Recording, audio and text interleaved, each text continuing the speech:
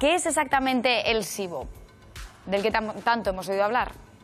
El SIBO es un sobrecrecimiento bacteriano en una parte del intestino, en concreto el intestino delgado, que es una zona donde habitualmente no tiene por qué haber, o en poca cantidad, bacterias que están en el colon. Eso sería un sobrecrecimiento bacteriano.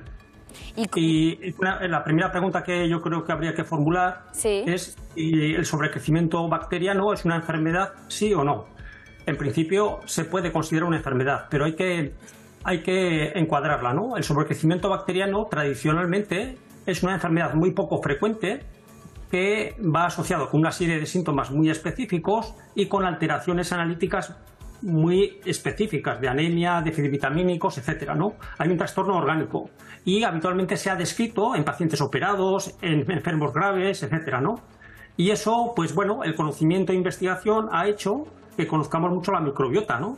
Y que el conocimiento y las pruebas se hayan extendido para conocerlo más. Entonces, sobrecrecimiento bacteriano puede ser una enfermedad, sí, en muy pocos casos, y lo que sabemos es que las enfermedades digestivas las podemos como agrupar en dos grupos muy importantes. Cuando hay cosas rotas, por así decirlo, o cuando hay cosas que no vemos que están rotas, que funcionan mal, ¿no?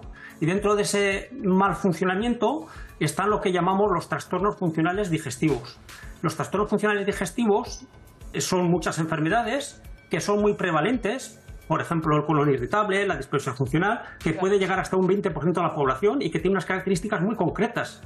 Y que muchas de esas enfermedades se han mezclado con muchas cosas, entre ellas la microbiota. La microbiota se ha utilizado en todo, es decir, ahora mismo la microbiota se ha asociado desde el Alzheimer a la obesidad, a la cardiopatía, etcétera. De ahí que se diga que es el segundo cerebro, el estómago, doctor Bujanda. Lo que sí que parece es tanto ver SIBO, que se ha puesto de moda, cuando es absurdo decir que una moda está, que una enfermedad se ha puesto de moda, pero sí que es verdad que ha cobrado especial relevancia o visibilidad últimamente.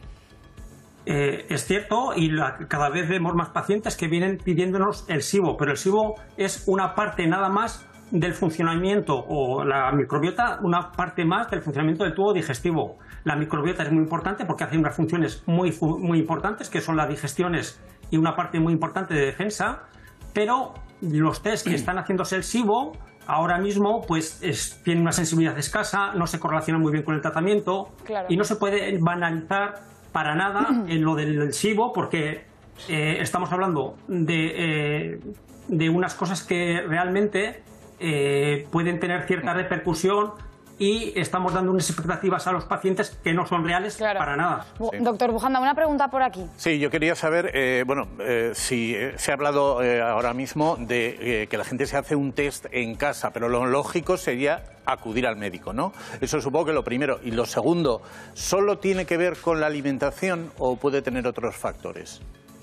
A ver, yo creo que hay que entender un poco el funcionamiento que es el tubo digestivo. El tubo digestivo tiene tres funciones fundamentales. Una, la masticación, el triturar los alimentos. Trituramos los alimentos, echamos saliva para digerirlos, pasa por el esófago y llega al estómago. El estómago hace como una papilla por el ácido, por el movimiento.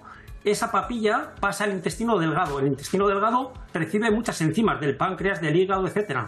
Cuando los alimentos son pequeños, mínimamente que se pueden absorber, se absorben, y el resto se elimina por las heces.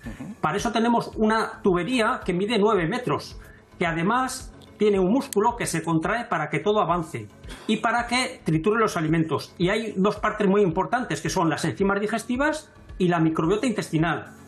Cuando hablamos de trastornos funcionales digestivos, estamos hablando de alteraciones que ocurren en todo eso que he dicho, pero que a veces no conocemos con precisión. Entonces, aparecen tests que aparentemente nos dicen que hay bacterias que ocasionan ciertos síntomas cuando no hay una correlación. Por ejemplo, yo tengo muchos aires cuando como una alubiada y estoy achacando que tengo una flora bacteriana X cuando es algo fisiológico. Entonces, a veces estamos haciendo patología de algo fisiológico. Actualmente, la sociedad occidental estamos viendo que cuando aparecen unos síntomas que para una persona que son subjetivos, estoy hinchado o que hay técnicas para medirlo, pues estamos recurriendo al médico y a intentar buscar una patología que realmente no la es.